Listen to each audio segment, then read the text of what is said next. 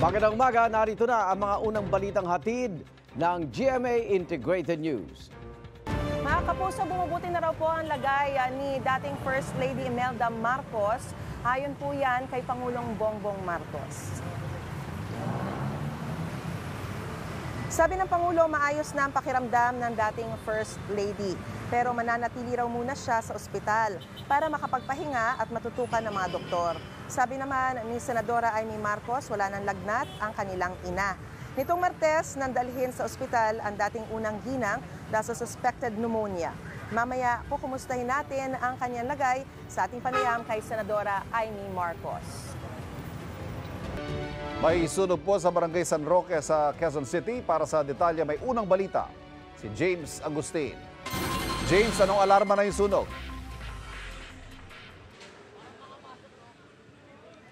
Iba, nakataas pa rin sa ikalawang alarma yung malaking sunog na sumiklab sa isang residential area. Dito po yan sa Barangay San Roque sa Cubao sa Quezon City. Mag-aalas 5 na umaga kanina nang binulabog ng malaking sunog ang mga residente ng 18th Avenue. Mabilis na kumalat ang apoy sa magkakadikit na bahay na gawa sa light materials. Itinaas ng Bureau of Fire Protection ang ikalawang alarma bandang alas 5:15 ng umaga. Kwento ng mga residente, may narinig na lang sila na sumisigaw ng sunog. Paglabas nila, malaki na raw ang apoy. May narinig din daw silang pagsabog.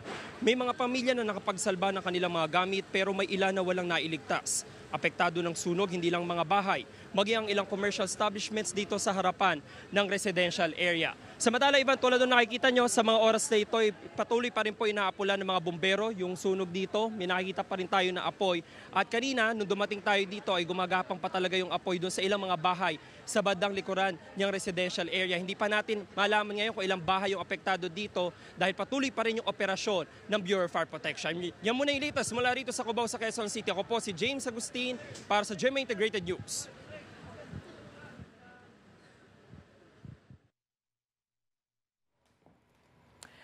Patuloy na nagpapaabot ng mensahe ang mga nagmamahal sa pumanaw na veteran actress na si Jacqueline Jose. Kabilang sa mga dumating sa burol ng aktres kagabi, sina Randy Santiago, Sher Valdez, Efren Reyes, at Iza Calzado. Meron ding nag-alay ng mga kanta para kay Jacqueline. Nagpunta din si Diamond Star Maricel Soriano, Boots Anson Roa, Tirso Cruz III, at star for all season, Vilma Santos. Inalala nila si Jacqueline bilang kaibigan at katrabaho. I remember huli kami na sinabi niya pa sa akin na na pag gumawa ako ng pelikula, kahit cameo role lang daw siya, happy na raw siya, magkasama lang kami uli sa pelikula. Jane's a very good friend. Actually, hindi lang siya katrabaho namin ni Ate B na artista, kundi kaibigan pa. And ang isa sa mas importante sa akin is kinuha niya akong ninong ni Andy. Mabait na tao si Jacqueline, tahimik lang siya. Saka pag pinetuhan mo, nakikinig lang, hindi magsasalita. Pero pag kinausap mo, magsasalita yan. Bakla din yan eh. Oo, bakla din yung babae niya, napakabait talaga. 10 years ago, February to be exact, 2014, nung in-announce yung engagement and future wedding ko, ang GMA gumawa ng special feature sa Wagas on our love story. And si Jacqueline ang nag-portray ng Boots. Sabi ni Jacqueline, Tito Boots, I'm going to portray you. Inaasahan na ang pagdagsa sa bus terminal ng mga uuwi sa mga probinsya bago mag-Semana Santa. Kaya pinaghahandaan na ito ng mga bus operator. Live mula sa Batangas City, may unang balita. Si Denise Abante ng GMA Regional TV Balitang Southern Tagalog. Denise? Ivan, inilalatag na raw ng ilang bus operators ang kanilang plano para sa pagdaragdag ng mga kakailanganing bus unit na babiyahe ngayong Semana Santa. Paghahanda raw kasi ito para matiyak na ang mga pasahero ay makauwi sa kani-kanilang probinsya. Walang pila ng mga pasahero at naghihintay ng oras ng kanilang pag-alis ang mga bus sa Lipa City Bus Terminal. Ito ang normal na sitwasyon kapag ganitong ordinaryong araw. Pero sa darating na March 22, ilang araw bago ang Semana Santa, asahan na raw ang pagdagsa ng mga pasaherong pauwi sa kani-kanilang probinsya ayon sa terminal officer ng isang bus company. Kaya magdadagdag daw sila ng mga bus na babiyahe. Yung aming company at siguro yung other company rin, Mag-a-apply din po ma'am ng mga special permit or additional buses para masuportahan po yung pasahero natin dadagsa. Nasa humigit kumulang 5,000 pasahero kada araw ang inaasahan nila pagpasok ng Semana Santa. Bagay na hindi raw kakayanin ng 50 bus na kasalukuyang bumabiyahe. 30 to 35 na karagdagang bus mula sa Laguna ang a-applyan daw nila ng special permit sa LTFRB na out-of-line bus route. Ang bus driver na si Noben, sanay na raw sa mahabaang biyahe. Kailangan natin yung line of preparation sa ating sarili para may iwasan natin yung anuman mga aksidente sa daan at saka lagi natin ingatan yung ating pasero at saka lagi natin check yung mga gulong ng sakyan para sa kondisyon na nasa daan hindi maiwasan natin kung ano mga pangyayari. Ayon pa sa terminal officer, magkakaroon din sila ng advanced booking para sa mga nais magpa-reserve ng masasakyan. Mas maaga, mas maganda. Huwag na sumabay sa dagsa ng pasahero. Para hindi hahaba yung dagsa ng pasahero sa terminal. Ipatutupad din ang mahigpit na seguridad sa terminal. Nagdurubing kami kung ano yung mga dapat na kailangan tulungan, kung ano yung mga kailangan na ayusin ng mga driver. Magdadagdag sila kapag actually kung kukulan.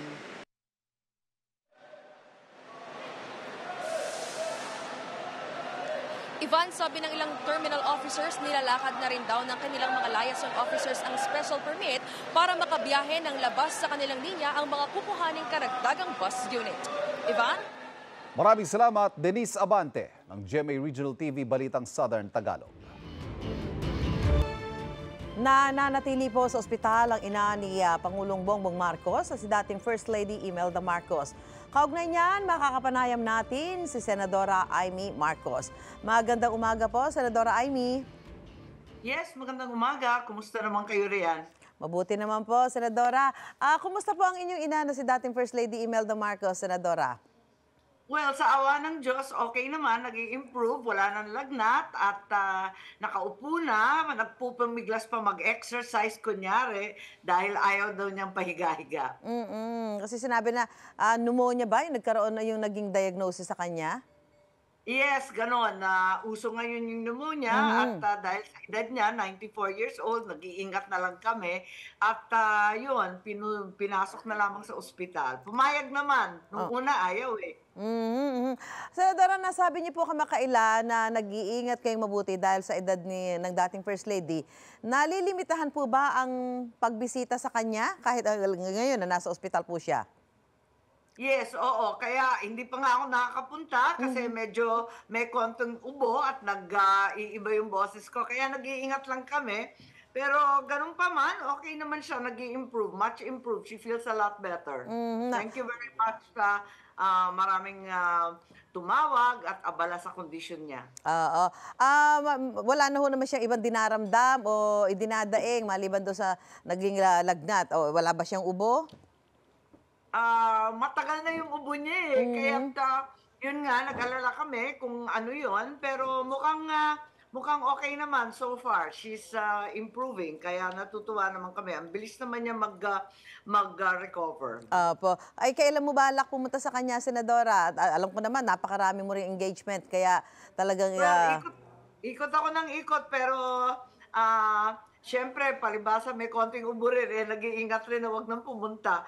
Pero, yun nga, lahat kami, abalang-abala noon, pero mukhang wala na siyang lagnat, tapos nakaupo na, kumakain na, mukhang okay naman. Yun nga lang, andyan pa rin sa kanyang x-ray, yung kanyang pneumonia. Kaya ang hindi nawawala, ayaw rin namin tumagal masyado sa ospital, kaya pag... pwede na, ilalabas na namin kasi marami ring uso na nahahawa ng pneumonia sa ospital mismo. Ayaw rin namin noon. Pero nakausap niyo yung doktor. Ano ho naging, sinabi sa inyo ng doktor kay dating unang ginang? Kung kailan makakalabas? Okay naman kasi may monitor naman kami sa doktor. Tinitingnan lang hanggang mawala yung pneumonia dyan sa kanyang baga. No? Kasi mahirap na, baka... iuwi namin, biglang bumalik, mas malala yun. Kaya ingat-ingat na lang, total happy naman siya dun sa ospital at maraming bisita, yung kanyang mga apo, yun ang gusto niya makita eh. Pero nakausap niyo siya kahit sa telepono po, Senadora? Nahihirapan yun magsalita at pinagbabawal namin kasi ubo na ubo. Kaya okay naman, kausap din naman, okay lang, kaya lang hindi matagal, kumusta lang.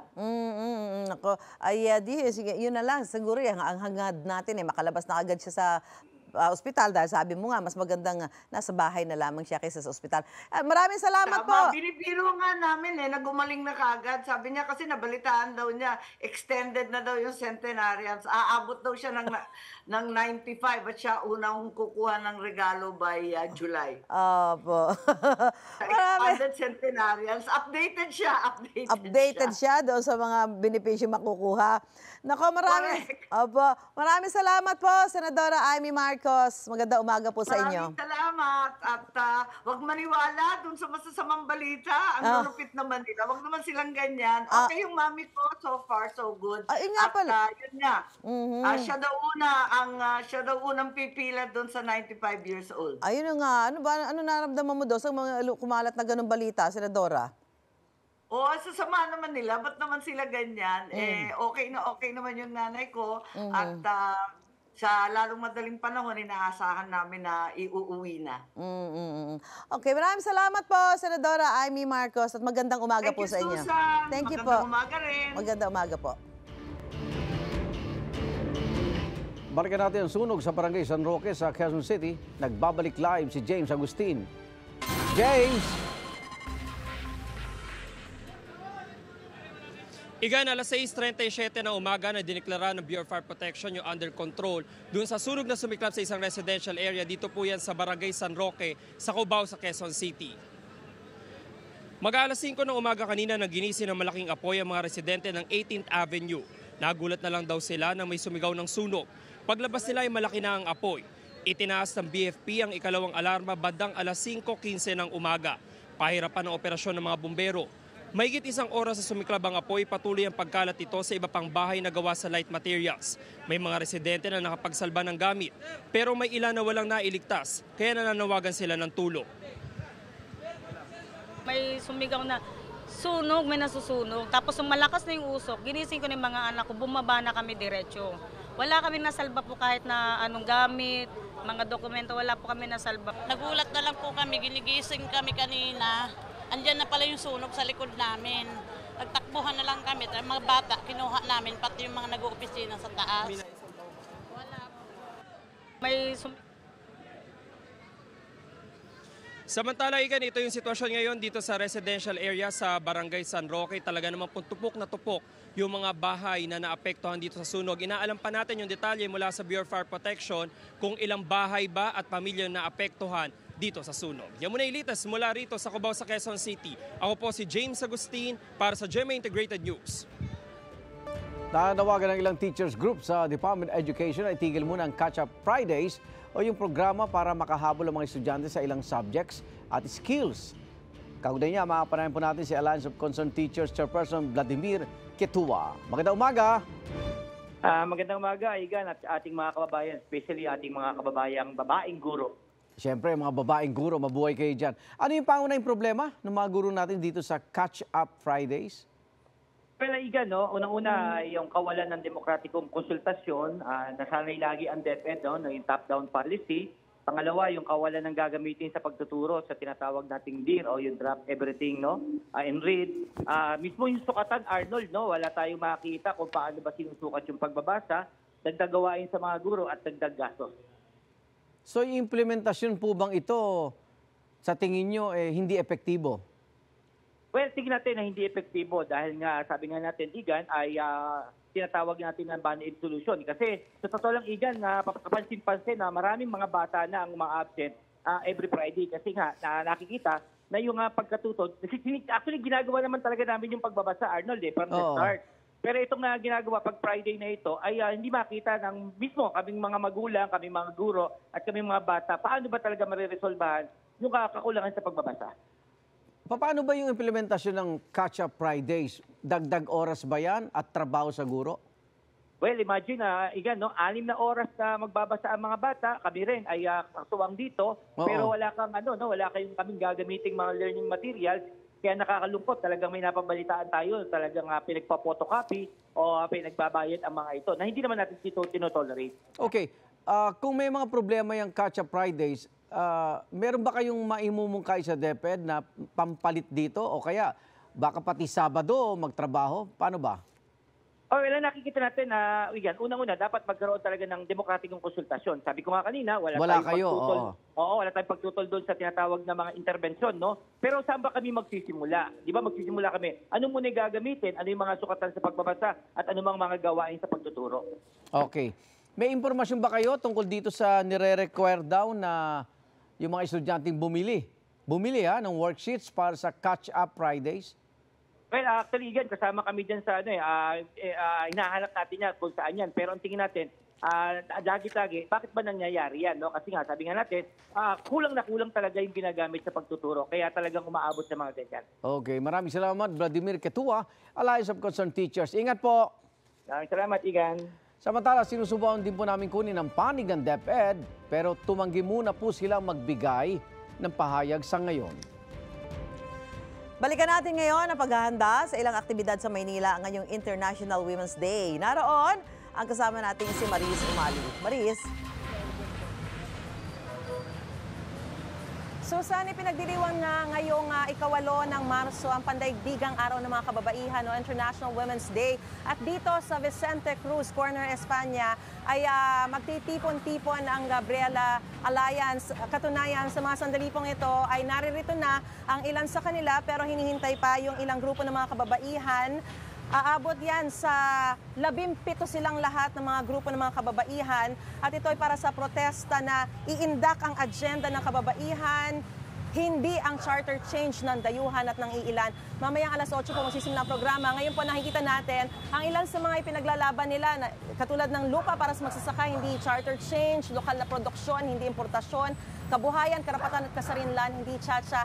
At sila po ay nagsisimula ng magtipon ngayon. Dito inaayos na po nila yung kanilang mga placard, yung kanilang mga isinisigaw para talagang maipahayag yung kanilang pagtutol sa charter change. At dito naman sa kanilang likuran, makikita po natin ay nagtitipon-tipon na rin po yung ilang mga pulis. Siyempre nakabantay din po sila sa anumang untoward incident. Pero lagi lang naman pong nagbabantay ang mga pulis sa tuwing magkakaroon ng mga kilos protesta o anumang pagpapahayag. Sa punto pong ito, tanungin na natin ang ilan sa mga sasali sa protesta, no? Marky, magandang umaga sa'yo. Magandang umaga rin po. Ikaw ay bahagi ng LGBT, pero gaano kahalaga para sa'yo ang boses ng mga kababaihan? Bilang LGBT din po kasi ay marami rin po sa mga kasama namin sa komunidad ay mga kababaihan din po. At sa pagkonsulta rin po namin sa mga kapatid po namin sa komunidad ay nakikita po namin talaga yung mga pangunahing kahilingan po ng aming sektor kasama yung mga kababaihan po ay syempre talaga yung malapit po sa sikmura, yung quality po ng trabaho o yung pasahod po sa aming mga sa trabaho na pinanggagalingan po namin na dapat po ay nakakabuhay siya at saka yung mga karapatan din po ng mga kababaihan hanggang ngayon din po ay nakakaranas po talaga ng abuso na dapat po talaga ay pinaprioritize higit pa po kaysa sa charter change na tingin po namin ay ang hangarin lang naman po nito ay pagtanggal ng term limits po ng mga politiko at saka yun po, pagbubukas po talaga ng mga naghihingalo na po nating industriya sa mga dayuhan po. Maraming salamat, Marky. Sa punto pong ito, mga kapuso, ay kakausapin naman po natin ang Secretary General ng Gabriela Alliance, si Clarice Palce. Magandang umaga sa iyo, Clarice. Magandang umaga, Maris. Oo. Ang napansin namin, halos puro tsa-tsa, no? Ito yung pinakapangunahing agenda ninyo ngayong araw ng mga kababaihan, pandaigdigang araw ng mga kababaihan. Bakit anti-charter change ang pinakapangunahin ninyong isinusulong na agenda? Gaano ba kahalaga o anong epekto sa mga kababaihan nitong mga isinusulong na pag-aamyenda sa economic provisions ng ating saligang batas? Oo. Napakahalaga napakahalaga, Maris, no, na yung boses ng kababaihan ay marinig laban sa charter change na isinusulong ngayon ng pamahalaan ni Marcos Jr. Dahil unang-una, marami itong economic provisions na makakaapekto sa mga kababaihan, lalong-lalo na yung itinutulak na 100% foreign ownership, no, sa mga industriya natin, sa lupa. Tingin namin magdudulot ito ng mas malubha pang kagutuman, krisis sa ekonomiya at kahirapan sa mga kababaihan. Pero bukod sa mga economic provisions, ang kinababahala talaga rin ng Gabriela yung term extension at saka yung pag-aalis ng restriction sa pagtatayo ng mga military bases ng dayuhan dito sa bansa. Alright, Therese, ano ba ang mga aktibidad na isasagawa natin ngayong umaga? At dito lang ba kayo o magmamarcha pa po kayo sa iba pang mga lugar? Maris, yung celebration natin ng International Women's Day ay buong bansa natin ito isi-celebrate. Mula Luzon, Visayas, Mindanao, may protesta ang Gabriela. Pero particular dito sa National Capital Region, nagtitipon-tipon ang 17 na women's organizations dito sa kahabaan ng Espanya. Meron kayong sasayawin? Yes, Maris. Meron kaming creative form ng mga protests. Merong kontra-cha-cha dance. Meron ding mga pagdula at pag-awit, no, na nagpapakita ng aming pagtuto sa charter change. Mensahe nyo na lang sa mga kababaihan, Therese. Unang-una, binabati namin ng kababaihang Pilipino ng Happy Women's Day. Tuloy-tuloy lang po ang laban natin para sa ating kabuhayan, karapatan at kasarinlan at tuloy-tuloy ang ating laban sa charter change. Alright, maraming salamat sa inyo, Clarice, at sa Gabriela at sa iba pang mga grupo ng mga kababaihan. Clarice Palce po ang Secretary General ng Gabriela Alliance. So mula po rito sa Vicente Cruz ay magmamarcha po sila papunta sa UST at dediretso sila sa Menjola kung saan doon po nila ipapahayag ang karagdagan pa nilang mga sentimiento kaugnay nga po sa charter change. Yan muna ang latest sitwasyon dito sa Maynila. Balik sa inyo, Susan. Sa mga kababaihan dyan, araw natin ngayon ating kilalanin ang kakaibang tatag at dedikasyon ng mga babae sa Street Hear It Live ni Bam Alegre. Bam! Susan, Happy International Women's Day. Isa itong araw para kilalanin yung kakayahan at kahalagahan ng kababaihan. Narito ang Street Hear It.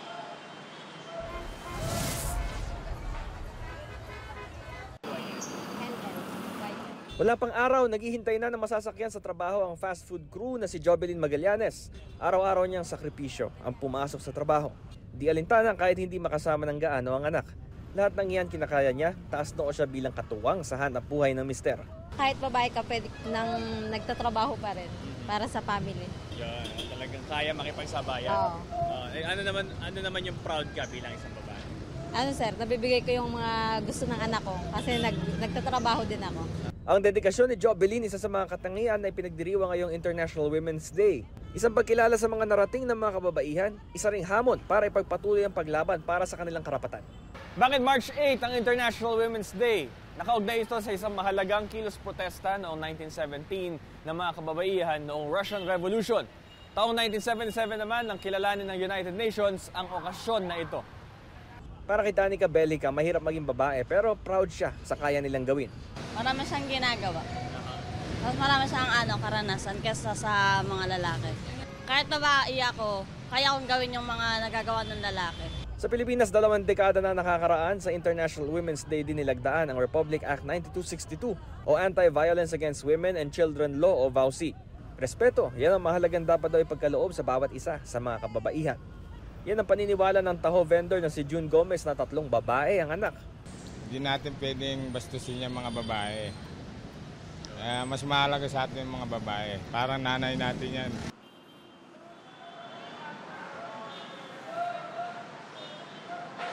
Susan, narito tayo sa MRT Pasay at mula ngayong 7 a.m. hanggang 9 a.m. libre ang sakay ng ating mga kababaihan bilang pakikiisa ng MRT. Pati na rin ang LRT2 dito sa International Women's Day. So 2 hours yan na libre yung sakay, pati mamaya 5 p.m. to 7 p.m. Ito ang Street Hear It mula rito sa Pasay, Bam Alegre para sa GMA Integrated News. Sa kita na tumitinding init, ibabalik ng MMDA ang 30-minute heat stroke break para sa kanilang field personnel. At live mula sa Parañaque, may unang balita si Jomer Apresto. Jomer! Iga, nandito ako ngayon sa bahagi ng Roas Boulevard Service Road sa Parañaque City. Lahat na nakausap nating traffic enforcer masaya sa ipatutupad na 30-minute heat stroke brake policy ng ahensya. Isa sa magbebenepisyo dito ang traffic enforcer na si Jennifer Manyibo. Ayon sa kanya, nangangamba raw siya dahil may pagkakataon na nakararamdam siya ng hilo lalo na kapag sobrang init talaga. Ayon pa kay Manyibo, kahit bata ay pwedeng ma-heat stroke at sa kanilang trabaho, hindi naman nila maiiwasan na hindi sila mainitan. Ayon sa MMDA, magsisimulang ipatupad ang nasabing polisiya sa ika-15 ng Marso at tatagal hanggang sa katapusan ng Mayo. Bukod dito, pwede ring madagdagan ng 15 minutes ang kanilang break time sa oras na tumaas sa 40 degrees Celsius ang heat index sa Metro Manila. Kahapon nga, sobrang init kaya sunod-sunod ang mga tauhan ng MMDA na nagpapakuha ng blood pressure sa mga nag-iikot na health personnel ng MMDA. Mas madalas na rin ang pamamahagi ng tubig ng MMDA sa kanilang mga enforcer. May time na nahihilo kapag sobrang init na siya talaga. Kasi kahit bata, pwedeng ma-heat stroke.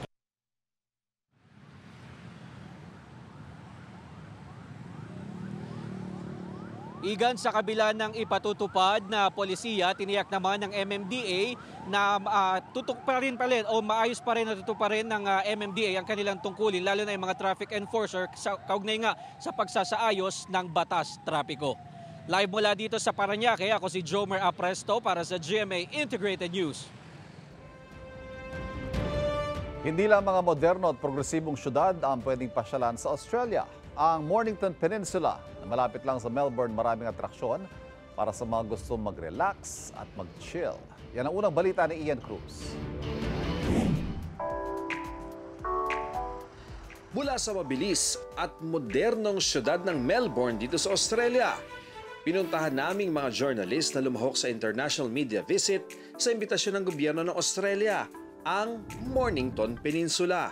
Relaxing ang lugar na may overlooking area at beach. Tanyag din dito ang candle making experience kung saan ikaw ang bahala sa scent ng gagawing kandila. Sa Point Leo Estate naman, matutunghayan ang mga obra ng mga kinikilalang iskultor. Ang 70 obra, tinatayang nasa 100 million Australian dollars ang halaga.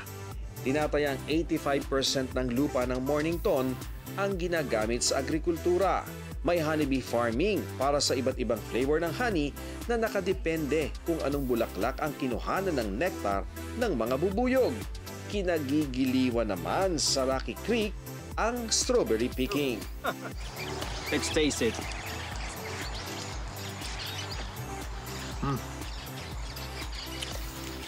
Ang tamis. Fresh na fresh, ang sarap. Ibang-iba kaysa doon sa nasa supermarket. Ang sustainable farms, gaya ng green olives, gumagamit ng solar energy. Ang tubig na naipon sa pond, galing sa spring na siyang ipinangdidilig sa mga tanim. Ang mga sariwang ani, inihahain sa kanilang sariling resto.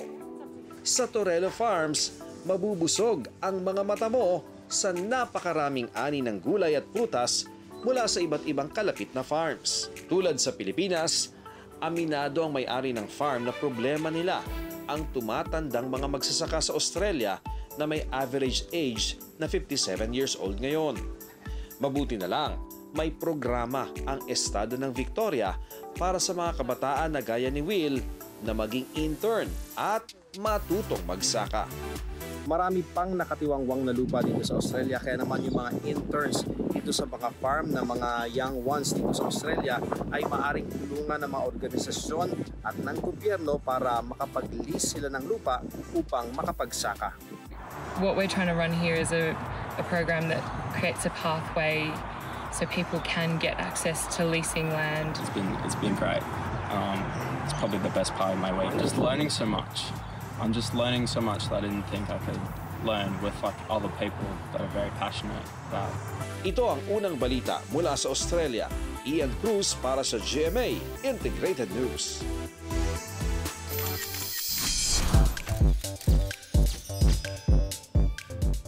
Kinumpirma ng Tape Incorporated na hindi na-e-ere ang noontime show na tahanang pinakamasaya simula ngayong araw. Nagpasalamat naman ang GMA Network sa naging ambag at kontribusyon ng tape sa noontime programming. May unang chika si Nelson Canlas.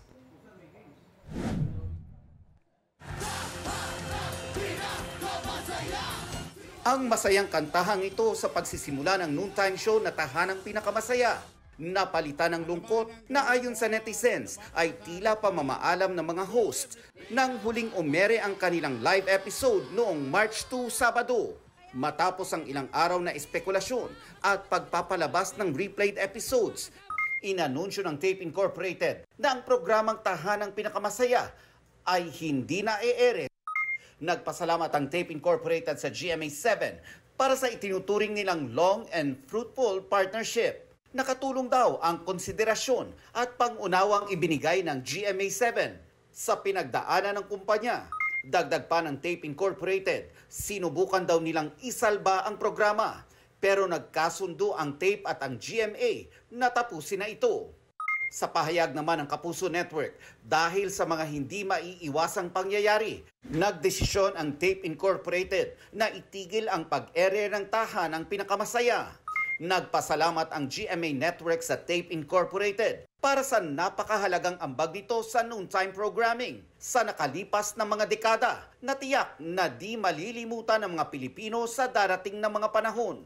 Mananatili ang pasasalamat ng GMA7 sa Tape Incorporated para sa partnership nito sa mga nakalipas na dekada. Ito ang unang balita. Nelson Canlas para sa GMA Integrated News. Mga kapuso, para una ka sa mga balita, mag-subscribe sa GMA Integrated News sa YouTube.